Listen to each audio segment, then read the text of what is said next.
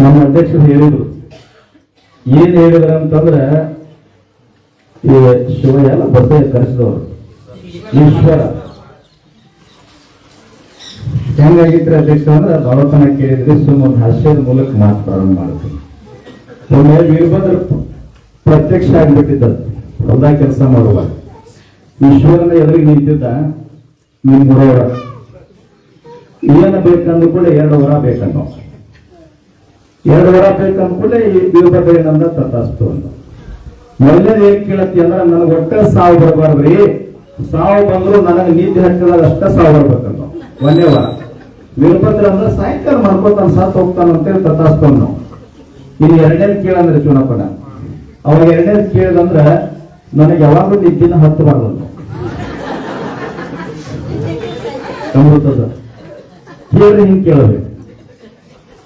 ಈಶ್ವರ ನಾ 10 ವರ್ಷ ಸಂಘಟನೆ ಮಾಡಕತ್ತೀನಿ, ಚುನಪ್ಪ ಪೂಜಾರಿ 22 ವರ್ಷ ಸಂಘಟನೆ ಮಾಡಕತ್ತ. 10 ವರ್ಷದಾಗ ಯಾವ ಮುಖ್ಯಮಂತ್ರಿ ಇರಲಿ, ಬೇಕಾದಂತ ಬಲಿಷ್ಠ ರಾಜಕಾರಣಿ ಅದಂದ್ರು ಎಂದೂ ತಲೆಯಾಗಿ ಅಂಜಿದ್ದಿಲ್ಲ. ನಿಮ್ ಊರಾಗ ಈಶ್ವರ ಗಂಜಿ ಬಂದಿಲ್ಲ. ಏನ್ ಹೇಳಿದ ಪುಣ್ಯಾಗ ಅಂದ್ರ, ಬಾಹುಬಲಿ ಮುತ್ತಿನ ಚರ್ಚೆ ಅಂದ್ರೆ ಈ ರಾಜ್ಯದೊಳಗೆ ಪ್ರಸಿದ್ಧ ಅಡಿಗೆ ಅಂಗಡಿ ಅದು. ನಮ್ಮ ಮಠದ ಸಂಪ್ರದಾಯ ಪರಂ ಭಕ್ತರು ಮಗನ ಮದುವೆ ಅದ, ಇವತ್ತು ಬರ್ತಾರಂತೇಳಿ ಚುನಾಪನ ನಮ್ಮದ ಇಡೀ ಚರ್ಚನ್ ತಾಲೂಕಿನಾಗ ಬ್ಯಾನರ್ ಹಾಕ್ಯಾರು. ನಾವಂದಿವಿ ಸುಭಾಷ್ ಮಾದನ್ ಅವ್ರ ಜಿಲ್ಲಾಧ್ಯಕ್ಷರಿಗೆ 2 ಹಳ್ಳಿ ಕ್ಯಾನ್ಸಲ್ ಆಗ್ಯವಪ್ಪ, ಮತ್ 3 ಹಳ್ಳಿ ಕೂಡಿಸಿ ಮತ್ತೊಂದು ಮಾಡುವಂತೆ ಮಳಿ ಇಲ್ಲ ಅಂತ ನಾವ್ ಹೇಳಿದೀವಿ. ಇವ್ ಪುಣ್ಯಾತ್ಮ ರಾತ್ರಿ ಫೋನ್ ಹಚ್ಚಿ ಲೈನ್ ಮ್ಯಾಗ ತಗೊಂಡ್ ಕೂಡಲೇ ಅದಾರನ್ನು ತಮ್ಮ ಕ್ಯಾನ್ಸಲ್ ಮಾಡುವನ್ನೇ ಅವರಿಂದ ನಾಳೆ ನಮ್ಮ ಊರಿಗೆ ಬಂದ್ರೆ ಅಂದ್ರೆ ರೈಸ್ ಸಂಘ ಉದ್ಘಾಟನೆ, ಇಲ್ಲದ್ರ ನಾಳೆ ಬಂದ್ರೆ ಮಾಲಿನ್ಯ ತಗೊಂಬರಿ ನಾವು. ನಾನಿ 10 ವರ್ಷ ರೈಸ್ ಸಂಘ ಮಾಡಾಕತ್ತಿದ್ವಿ, ಇರೋಳ ಬರ್ತಪ್ಪ ಪಜಿತ್ ಅಂತ ಹೇಳಿ ಚುನಪ್ಪನ ಎಲ್ಲಿ ಮುತ್ತಿನ ಬೇಡ, ಚಿಡ್ಚಲು ಬೇಡ, ನಡಿ ಲೋಕಕ್ಕೆ ಹೋಗೋಣ. ಯಾಕಂದ್ರೆ ಒಬ್ಬ ರೈತನ ಒಂದು ಸಂಕಲ್ಪಕ್ಕ, ಅವನೊಂದು ಆತ್ಮವಿಶ್ವಾಸಕ್ಕ ನಮ್ಮೂರಾಗಿ ತಾವು ಹಾಕ್ಬೇಕು. ಇಷ್ಟೆಲ್ಲ ತಾಯಿಂದರು ಸೇರಿಸಿ ನಮ್ಮ ರೈತ ಒಳಗಕ್ಕೆ 4 ಮಾತುಗಳನ್ನು ಕೇಳಿಸ್ಬೇಕು, ಹೋರಾಟದ ಗಟ್ಟಿತನ ತೋರಿಸ್ಬೇಕಂತೇಳಿ ಅವ್ರ ಕರ್ಶನ. ಅವ್ರ ತಪ್ಪಲ್ಲ, ನಾವು ಬರೋದಿಲ್ಲ ಅಂತ ತಿಳ್ಕೊಂಡು ಅವ್ರು ಏನ್ ಗಟ್ಟಿತನ ಮಾಡಿದ್ರಲ್ಲ, ನೀವೆಲ್ಲ ಹಿರಿಯರಿಗೂ ನೀವೆಲ್ಲರೂ ಒಂದು ಜೋರ ಚಪ್ಪಾಳೆ ಮೂಲಕ ಧನ್ಯವಾದ. ನಾನು ಈ ಭಾಗಕ್ಕೆ ಹೊಸಬಲ್ಲ, 12 ವರ್ಷಗಳ ಕಾಲ ಧಾರವಾಡವಾಗಿದ್ದಂತನು ನಾನು ಬೆಳೆಸಿದಂತ ಹಿರಿಯರು ಅಮೃತಜ ಅಂತೇಳಿ, ನರೇಂದ್ರದವನು ಫಕೀರ್ಗೌಡ ಅಂತೇಳಿ ಅವ್ರು ನನ್ನ ರೈತ ಸಂಘ ಕರ್ಕೊಂಡ್ಬಂದವರು. 12 ವರ್ಷ ಬಹಳಷ್ಟು ಹೋರಾಟಗಳು ಈ ಜಿಲ್ಲೆಯೊಳಗ ಐತಿಹಾಸಿಕವಾಗಿರ್ತಕ್ಕಂಥ ಒಂದು ಹೋರಾಟ. ನಿಮ್ಮ ಹತ್ತಿರದ ಕಲಘಟಗಿ ತಾಲೂಕಿನ ನೀರು ಸಾಗರ ಅಂತ ಒಂದು ಕೆರೆ ಬರ್ತದೆ. 11 ವರ್ಷಗಳ ಕಾಲ ಆ ಬಿಜೆಪಿ, ಕಾಂಗ್ರೆಸ್, ಜೆಡಿಎಸ್ ಅಂತೇಳಿ ಏನ್ ಮಾಡ್ತಾ ಇದ್ರು ಅಂತಂದ್ರ, ಯಾರ್ಯಾರ ರೈತರು ಬಿತ್ತನೆ ಮಾಡಕ್ ಹೋದ್ರ ಕೆರೆ ಬಚ್ಚಿದಾಗ ಬಿತ್ತನೆ ಮಾಡ್ಲಿಕ್ಕೆ ಹೋದ್ರಂದ್ರ PSI CPI ಬಂದವ್ರು ಅರೆಸ್ಟ್ ಮಾಡ್ಕೊಂಡು ಹೋಗುದು, ಆಮೇಲೆ ಬಿಡುದು. ಇದು ನೋಡ್ರಿ, ಆಗ ನಿಮ್ಮ ಜಿಲ್ಲೆಯೊಳಗೆ ಜಿಲ್ಲಾಧಿಕಾರಿ ದೀಪಾ ಚೋಳನ್ ಮೇಡಮ್ ಅವರು, ನಾನು ಹೋಗಿ ಏನ್ ಮಾಡಿದೆ ಅಂತಂದ್ರೆ ಬರೀ 500 ಜನ ಇದ್ರು ಸುಭಾಸನ್ ಅವರು, ನೀವೇನೋ ಬಂದಿರಲಿಲ್ಲ. 500 ಜನ ಹೋಗಿ ಏನ್ ಮಾಡಿದ್ವಿ ಅಂತಂದ್ರ ಎಲ್ಲಾ ಕಡೆ 100 ರೂಪಾಯಿ ಇಸ್ಕೊಂಡು ಅಕ್ಕಿ ಹಾಕಿ ಅಲ್ಲೇ ಅಡಿಗೆ ಮಾಡಿದ್ವಿ. 2 ದಿನ ಉಪವಾಸ, ಎಲ್ಲಾ ರೈತರು ಊಟ ಮಾಡಿಸೋದು, ನಾವು ಮುಖಂಡರು ಉಪವಾಸ. 2 ದಿನ ಮಾಡಿದಾಗ ದೀಪಾ ಚೋಳನ್ ಮೇಡಮ್ ಅವ್ರಲ್ಲಿ ಬಂದ್ರು. ಯಾಕೆ ಹೊರಜಿ, ಯಾಕೆ ಹೋರಾಟ ಮಾಡ್ತಾ ಇದ್ದೀರಿ ಅಂತಂದಾಗ, ಹಂಗಲ್ರಿ ಮೇಡಮ್, ನಮ್ಮ ತಂದೆಯವ್ರ ತಂದೆ ಅಜ್ಜ 1 ಎಕರೆಗೆ 25 ರೂಪಾಯಿ ಭೂಮಿ ಕೊಟ್ಟಾನ. ಎದಕ್ಕೆ? ಹುಬ್ಬಳ್ಳಿ ಧಾರವಾಡಕ್ಕೆ ನೀರು ಹೋಗ್ಲಿ ಅಂತ ಹೇಳಿ. ಮತ್ತ ಅದಕ್ಕೆ ಕೆರೆ ಬತ್ತಿದಾಗ ನಮ್ಮ ಜಮೀನೊಳಗೆ ನಾವು ಬಿತ್ತನೆ ಮಾಡ್ಕೋಬೇಕಲ್ಲ. ಅಕಸ್ಮಾತ್ ನೀರು ಬಂದು ಬೆಳೆ ಹಾಕಿದಾಗ ಮುಳುಗಿತು ಅಂದ್ರೆ ಪರಿಹಾರ ಬೇಡ. ಆದ್ರೆ ನಮ್ಮ ಭೂಮಿ ಒಳಗೆ ನೀರು ಬತ್ತಿದಾಗ ಕೆರೆ ಕೆಳಕ್ ಹೋದಾಗ ನಾವು ಬಿತ್ತನೆ ಮಾಡ್ಕೋಬೇಕಲ್ಲ, ಅದನ್ನ ಅದು ಮಾಡ್ಬೇಕ್ರಿ ಮೇಡಮ್. ಹಂಗಿತ್ತು ಹೇಳ್ತೀವಿ ಅದ್ರ ಇಲ್ಲ ಅಂದಾಗ, ಸರಿ ಐತ್ರಿ ನಿಮ್ಮದಂತಂದಾಗ ಅಲ್ಲೇ ರೆಡ್ಡಿಗಳು ಒಂದು ಲೆಟರ್ ಕೊಟ್ರು. 800 ಎಕರೆಯನ್ನ ಅಮೃತದ ನೇತೃತ್ವದ ನಿಂತು ಬಿತ್ತನೆ ಮಾಡಿಸಿರ್ತಕ್ಕಂಥ ರೈತ ಎಲ್ಲರೂ. ಮತ್ತೆ ಎಲ್ಲಾ ತಾಲೂಕಿನೊಳಗೆ ಹೆಂಗ ರ್ಯಾಲಿ ಮಾಡ್ತಿದ್ವಿ ನಾವು ಅಂತಂದ್ರೆ, ನಮ್ಮ ಮೊದಲನೇ ಬೇಡಿಕೆ ಐತಿ ಏನಂತಂದ್ರೆ, ಚುನಪ್ಪನ ಸಂಪೂರ್ಣ ಸಹಾಯ ಬಂದ್ ಆಗ್ಬೇಕಂತ ಐತಿ ನಮ್ದು. ಯಾಕೆ ನಿಮಗೆ ಬಂದ್ ಆಗೋದು ಮನಸ್ಸಿಲ್ಲ, ಅದು ರೊಕ್ಕ ಹೆಚ್ಚಾಗ್ಯಾವ. ಇದು ನಮ್ಮಂಗೆಲ್ಲ ಚಪ್ಪಾಳೆ ಹೊಡಿಲಿಲ್ಲ ಅಂದ್ರೆ ನಡೀತದ. ಸಂಜೆ ಇದು ಸ್ವಲ್ಪ ಹೊಡಿಲ್ಲ. ಯಾಕ್ರಿ? ಇಲ್ಲಿಂದ ಬೆಳಗಾವಿ ಮಠ, ಸುವರ್ಣಸೌಧ ಮಠ ಪಾದಯಾತ್ರೆ ಮಾಡೋದು ಸಂಪೂರ್ಣ ಭಾರ ಬಂದಾಗಿರುತ್ತೆ. ತಗೊಂಡು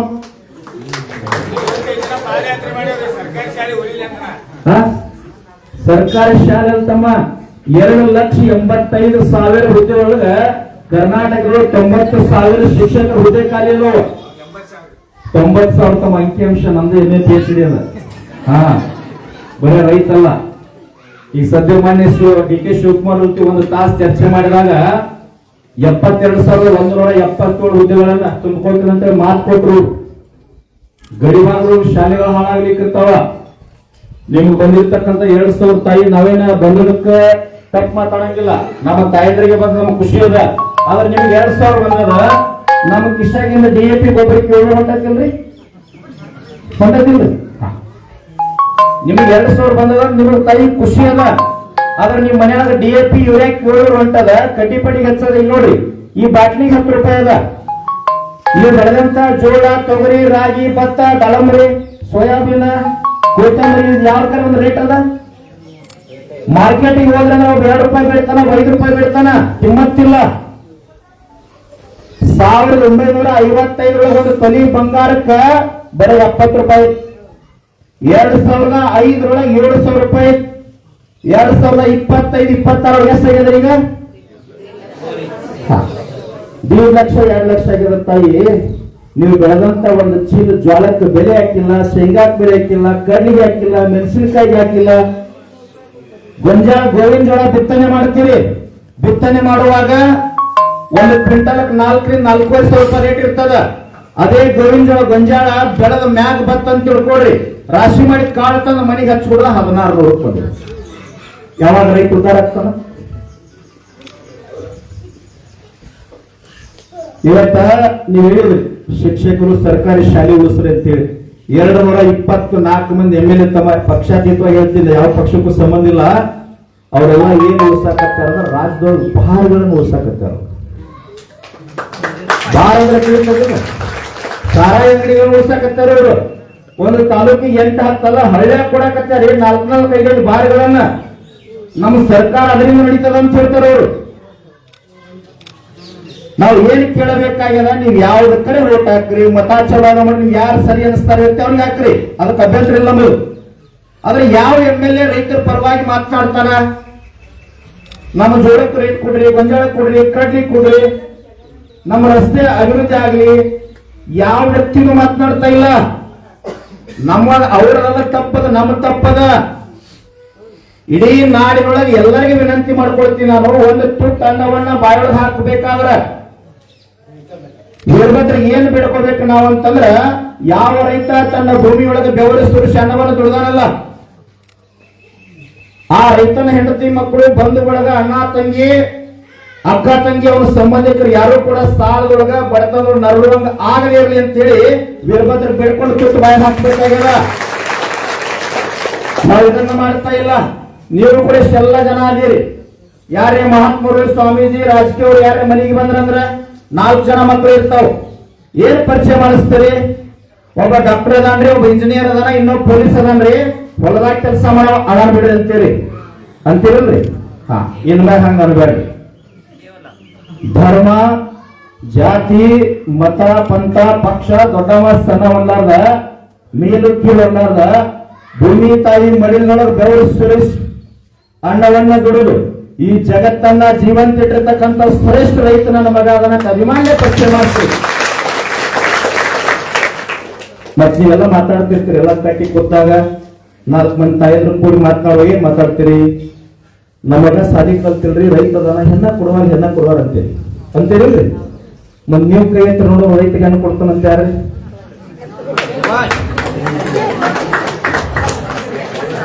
ಅಮ್ಮ ಯಾಕೆ ನೀ ರೈತ ಅಲ್ಲ, ಪೊಲೀಸ್ ಅದಿ, ಡಾಕ್ಟರ್ ಅಲ್ಲಿ, ಮತ್ತೆ ಯಾಕಲ್ಲ ಕೈ?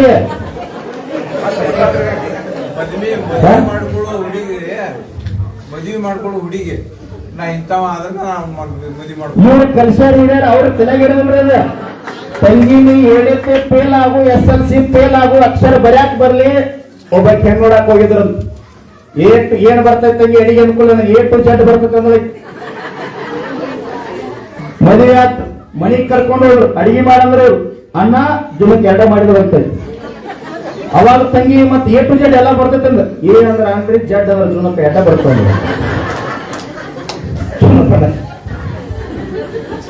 ಹಿಂಗ ನಮ್ಮ ಪರಿಸ್ಥಿತಿ ಆಗ್ಯದ. ತಾಯಿ 1 ಲಕ್ಷ ಇರ್ಲಿ, 1 ಎಕರೆ ಭೂಮಿಗೆ 1 ಕೋಟಿ 2 ಕೋಟಿ ಕಿಮ್ಮತ್ತು ಬರ್ಲಿಕ್ಕತ್ತದ. ನೀವೇನ್ ತಿಳ್ಕೊಂಡಿರಿ? ಸರ್ಕಾರಿ ನೌಕರಿ ಅದ. ಧಾರವಾಡ ಹುಬ್ಳ್ಯಾಗ ಬೆಂಗಳೂರೊಳಗ ಗಟಾರ ಆಡ್ಲಿ ಪೈಖಾನೆ ಬಡಿಲಿ ಸರ್ಕಾರಿ ನೌಕರಿ ಅಂತೀರಿ ನೀವೆಲ್ಲ. ಬಹಳ ರೊಕ್ಕ ಇದ್ದವ್ರ, ನೌಕರಿ ಇದ್ದವ್ರ, ಬಹಳ ಹಣ ಇದ್ದವ್ರ ತಂದೆ ತಾಯಿಯನ್ನು ಓದಿ ವೃದ್ಧಾಶ್ರಮದಾಗ ಬಿಡಾಕತ್ತಾರ. ಯಾವ ರೈತ 1 ಎಕರೆ ಭೂಮಿ ಇರದ ಸಹಿತ ತಂದೆ ತಾಯಿಯನ್ನ ದೇವರು, ಭೂಮಿ ತಾಯಿಯನ್ನ ದೇವರಂತ ಸ್ವಾಭಿಮಾನದಿಂದ ರೈತ ದುಡಿತಾನಲ್ಲ ಬೇರೆ ಸುರಿಸಿ. ಆ ರೈತ ಇಡೀ ಕರ್ನಾಟಕದಾಗ ಹುಡುಕ್ಯಾಡ್ರಿ. ತಂದೆ ತಾಯಿಯನ್ನು ವೃದ್ಧಾಶ್ರಮದಾಗ ಬಿಟ್ಟಂತ ಉದಾಹರಣೆ ಒಂದೂ ಇಲ್ಲ. ಮೊನ್ನೆ ನಡೆದ ಘಟನೆ ಹೇಳ್ತೀನಿ, ಹೊಸದೇನು ಹೇಳಂಗಿಲ್ಲ. ಒಬ್ಬ 79 ವರ್ಷದ ವಯಸ್ಸಾಗಿರ್ತಕ್ಕಂಥ ಮುಪ್ಪಾವಸ್ಥೆ ಮುದುಕ ಬೆಳಗಾವಿ ಜಿಲ್ಲೆಯೊಳಗೆ ನಾಗರಮುನ್ನೋಳಿ ಅಂತ ಒಂದು ಊರು ಬರ್ತದ. ಲಕ್ವ ಹೊಡೆದವರು ಚಿಕಿತ್ಸೆ ಮಾಡ್ತಾರ ಅಲ್ಲಿ. 79 ವರ್ಷದ ಮುದುಕನನ್ನ ತಂದು ಬಿಡ್ತಾರ ಲಾಡ್ಜ್. ಯಾರು ತಂದು ಬಿಟ್ಟಿರ್ತಾರ ಎಲ್ಲ ಬಿಟ್ಟು ಹೋಗಿ ಬಿಡ್ತಾರ. 3 ದಿನ ಆದ ನಂತರ PSI ಒಳ್ಳೆ ವ್ಯಕ್ತಿ ಪಾಪ ಹೋಗಿ ಭೇಟಿ ಆಗ್ತಾನ. ನಿನ್ನ ಸರ್ಕಾರಿ ದವಾಖಾನೆಗೆ ಹಾಕ್ತೀನಿ ತಗೊಂಡ್ ನಡಿಯಪ್ಪ ಅಂತಂದಾಗ ಅವಂತಾನ, ನಾನು ಬಡವನಲ್ಲ ಸರ್, ಬಹಳ ದೊಡ್ಡ ಶ್ರೀಮಂತದೀನಿ. ನನ್ನ ಮಗ ದಕ್ಷಿಣ ಆಫ್ರಿಕಾದೊಳಗದಾನ, ನನ್ನ ಮಗಳು ಕೆನಡಾದೊಳಗದಾರ, ಹೊರದೇಶದೊಳಗದಾರ, ಲಕ್ಷ ಲಕ್ಷ ಖರ್ಚು ಮಾಡುವಂಗದಾರ. ನಮ್ಮ ಚಲೋ ದವಾಖಾನಿಗೆ ವೈ ಅನ್ನೋದ್ರಾಗ ಸತ್ತು ಹೋದ.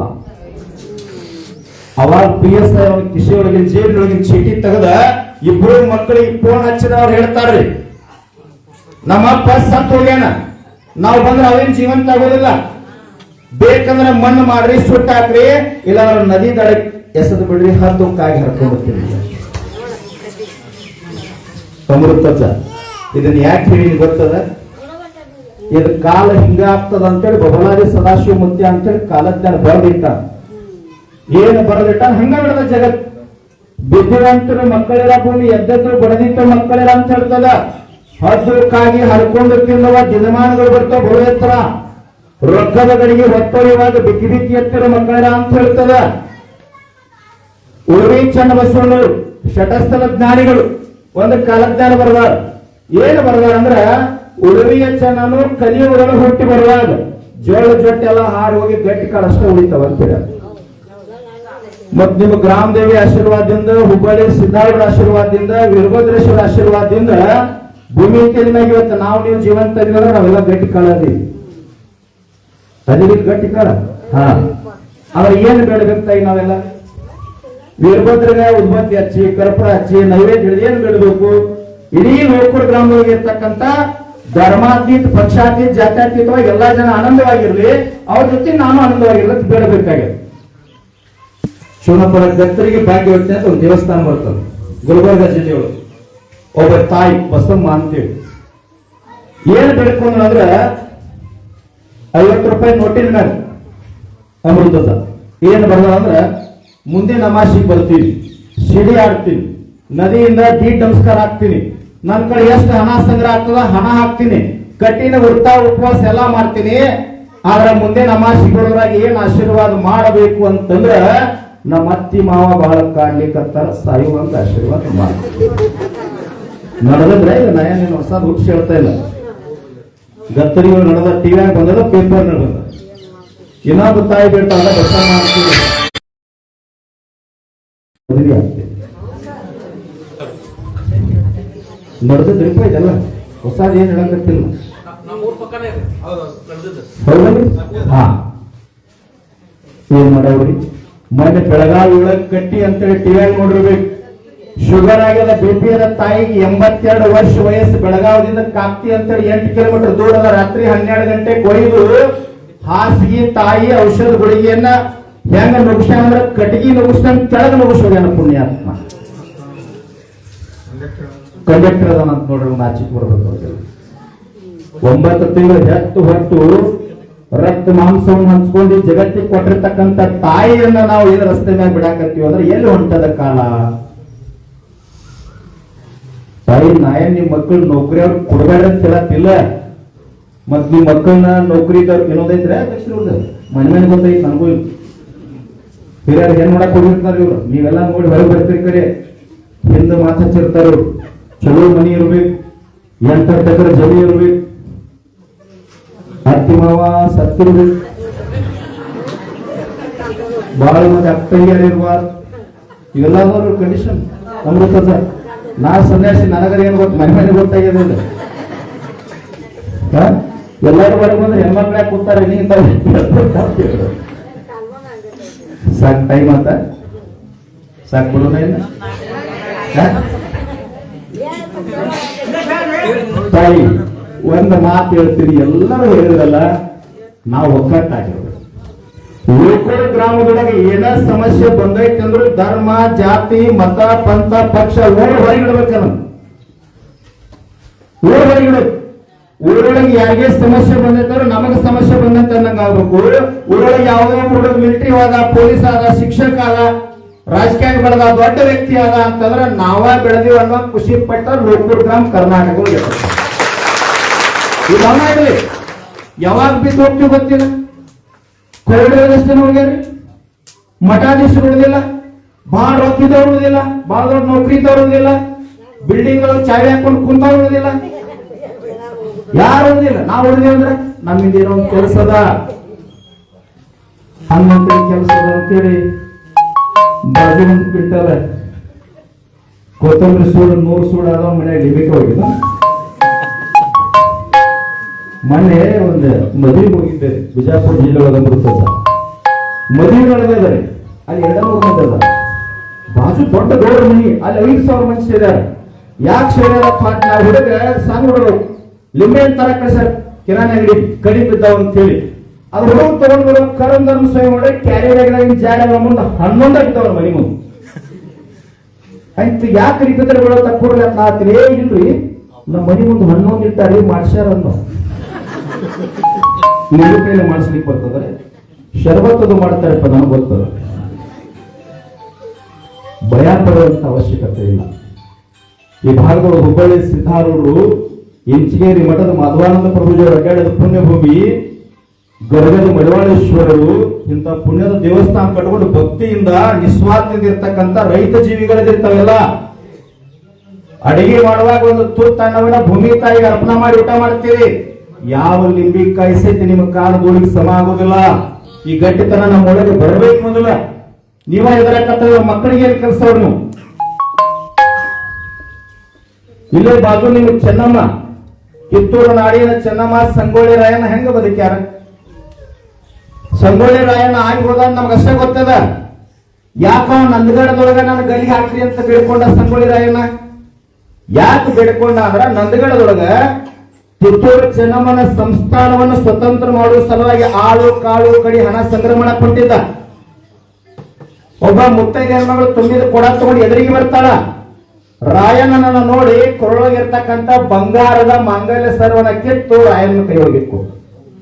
ಅವಾಗ ರಾಯಣ್ಣ ಕಣ್ಣೀರ್ ಹಾಕೊಂತಂತನ ತಾಯಿ ಮಾಂಗಲ್ಯ ಕಿತ್ತು ಕೊಟ್ಟಿದ್ದಾರೆ ಇನ್ನು ಸುಮಂಗ್ಲಿ ಹೋಗ್ತದ ತಾಯಿ ಎಂದಾಗ ಆ ಹೆಣ್ಮಗಳು ಹೇಳ್ತಾಳ, ರಾಯಣ್ಣ ಇದು ನಿನ್ನ ಕೈಯೊಳಗಿದ್ರ ಇದನ್ನ ಮಾರಾಟ ಮಾಡಿ ಹಣ ತಗೊಂಡು ಕಿತ್ತೂರು ನಾಡು ಸ್ವತಂತ್ರ ಆಗ್ತದ. ನಾನು ನನ್ನ ಮನೆಗೆ ಹೋಗಿ ಗಂಡಿನ ಕಡೆ ಅರಿಶಿನ ಬೇರೆ ಕಟ್ಕೊಂತೀನಿ. ಆದ್ರ ಈ ಸರ ಮಾಡಿ ಹಣ ಬಂದು ಆಳು ಕಾಳು ಎಲ್ಲಾ ಮಾಡಿ ಸೈನಿಕರು ಸ್ವತಂತ್ರ ಕೊಟ್ಟಿ ಅಂದ್ರ ಕಿತ್ತೂರು ಸಂಸ್ಥಾನ ಸ್ವತಂತ್ರ ಆಯ್ತು ಅಂದ್ರೆ ಕಿತ್ತೂರು ನಾಡಿನ ಹೆಣ್ಮಕ್ಳೆಲ್ಲ ಸುಮಂಗಲಿ ಆಗ್ತಾರ. ನಾವು ರಾಯಣ್ಣ ಹಂಗಿದ್ದ, ಬಸವಣ್ಣ ಹಂಗಿದ್ದ, ಚೆನ್ನಮ್ಮ ಹಿಂಗಿದ್ರು. ಇದನ್ನ ಹೇಳಾಕತ್ತೀವಿ. ನಮ್ಮ ಮಕ್ಳು ಯಾಕೆ ಆಗ್ತಾ ಇಲ್ಲ? ಈಗ ಹೇಳಿದ್ರಲ್ಲ ಮತ್ತೆ ರೈತರಿಗೆ ಅನ್ನ ಕೊಡ್ತೀರಿ ಅಂದ್ಕೊಂಡು ಅರ್ಧ ಮಂದಿ ಎತ್ತಿದ್ರಿ, ಅರ್ಧ ಮಂದಿ ನೀವೆಲ್ಲರೂ ಮತ್ತೆ ರೈತರ ಅದೀರಿ. ರೈತರಿಗೆ ಅನ್ನ ಕೊಡಂಗಿಲ್ಲ ಅಂದ್ರೆ ರೈತ ಬೆಳಿದೆ ಅವಾಗ. ಸಮಯ ಬಹಳ ಆಗ್ಯದ. ಕೊನೆ ಒಂದು ಮಾತೇ ನನ್ನ ಮಾತು ಮುಗಿಸ್ತೀರಿ. ಭಯ ಪಡುವ ಅವಶ್ಯಕತೆ ಇಲ್ಲ, ಗಟ್ಟಿ ಆಗ್ತದೆ.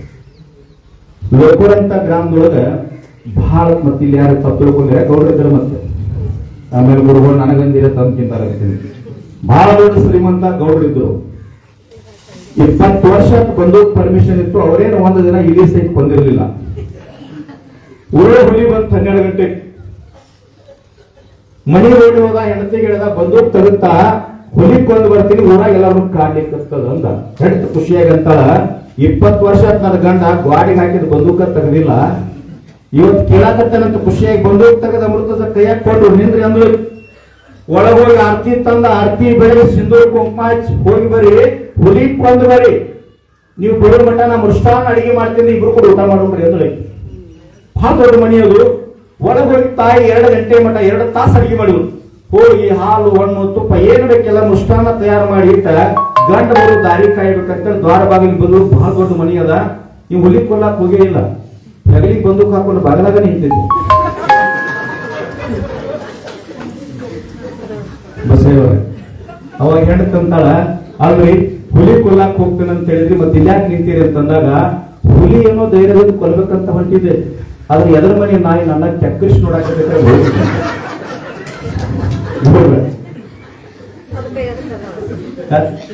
ಹೆಂಗ್ರಿ ಸಂಗೊಳ್ಳಿ ರಾಯಣ್ಣ, ಕಿತ್ತೂರು ಚೆನ್ನಮ್ಮ, ಬಸವಣ್ಣ, ಸ್ವಾಮಿ ವಿವೇಕಾನಂದರು, ಶಿವಾಜಿ ಮಹಾರಾಜರು, APJ ಅಬ್ದುಲ್ ಕಲಾಂ ಅವರು, ಸರ್ ಎಂ ವಿಶ್ವೇಶ್ವರಯ್ಯನವರು, ಅಹಲ್ಯಬಾಯಿ ಹೋಳ್ಕರ್ ಅವರು, ಸಾವಿತ್ರಿಬಾಯಿ ಫುಲೆ ಅವರು, ಅಕ್ಕ ಮಹಾದೇವಿ, ಚನ್ನಬಸವಣ್ಣ, ಡೋಗರ ಕಕ್ಕಯ್ಯ, ಕುರುಬರ ಬೀರಣ್ಣ,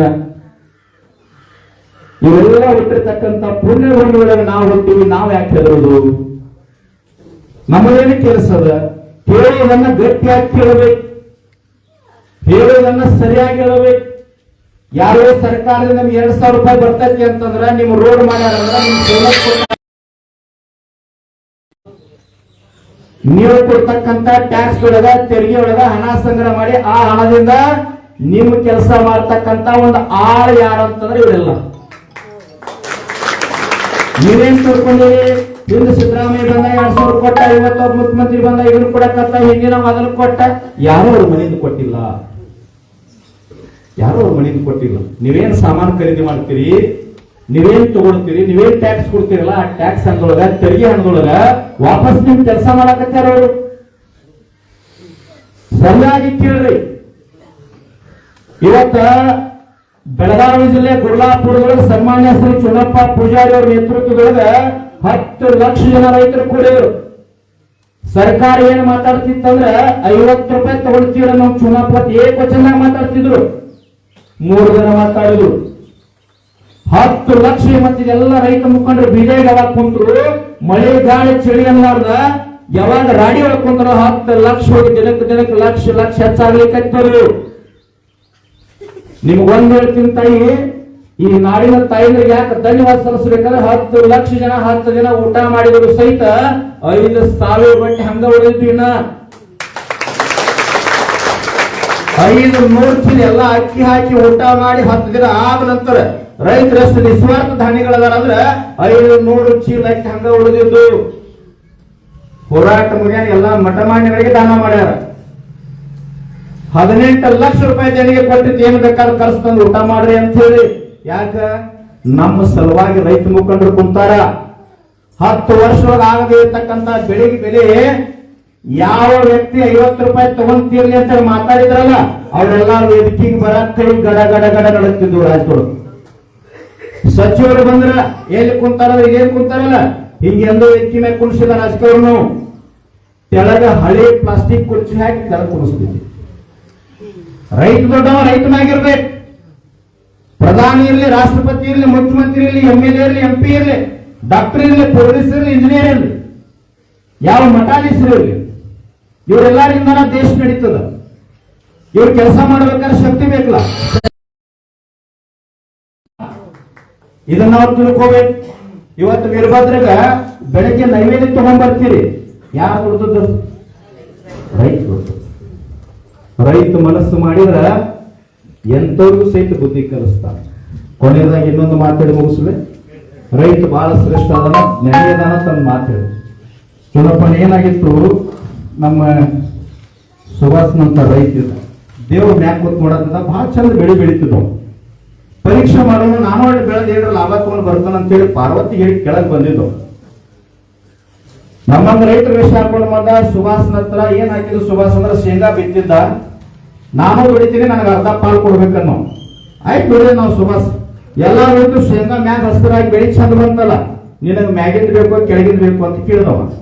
ಪರಮಾತ್ಮ ಅದ ಕೆಳಗೆ ಶೇಂಗಾ ಇರೋದು ಅವ್ಗೇನ್ ಗೊತ್ತು ಪಾಪ. ಮ್ಯಾಗ ಬೆಳಿ ಹಸ್ತರ ಐತ್ರಿ, ನನಗೆ ಮ್ಯಾಗಿಂದ ಬೇಕನ್ನೋ. ಆಯ್ತು ನಿನಗೆ ಕೊಡ್ತಾನ. ಎಲ್ಲಕ್ಕಿಂತ ಶೇಂಗಾ ಹಾಕೊಂಡ ಮ್ಯಾಗಿಂದ ಎಲ್ಲ ಕೊಟ್ಟು ಬಿಟ್ಟ. ಅವಾಗ ಪರಮಾತ್ಮ ಅಲ್ಲ, ಇವ ಬಹಳ ಬುದ್ಧಿವಂತ ನನ್ನ ಸುಭಾಷ, ಈ ಸಾರಿ ಏನ್ ಬೆಳೆ ಮಾಡ್ತಿಲ್ಲ ಕೆಳಗಿಂದ ನನಗಿಲ್ಲ. ಅವಂದ ಕೂಡಲೇ ಸುಭಾಷಂದ ಗೋಧಿ ಹಾಕಿಬಿಟ್ಟ. ಮ್ಯಾಗ ಕೆರಿ ಕೆಳಗೆ ಮಣ್ಣ ಅವಾಗ ಮುಗಿಸೋದು ದೇವರ ಇದನ್ನೆಲ್ಲ ನೋಡಿ ಬುದ್ಧಿವಂತ ಆದ ಅಮೃತಜ. ಈ ಸಾರಿ ನಾವು ದೇವರನ್ನ ಕೆಳಗಿಂದು ನನಗಿರ್ಲಿ ಮ್ಯಾಗಿಂದು ನನಗಿರ್ಲಿ ಅವಾಗ ಏನು ಬುದ್ಧಿವಂತ ಏನಂದ್ ಗೊತ್ತ್ರಿ, ಗೊಂಜಾಳ ಹಾಕಿಬಿಟ್ಟ.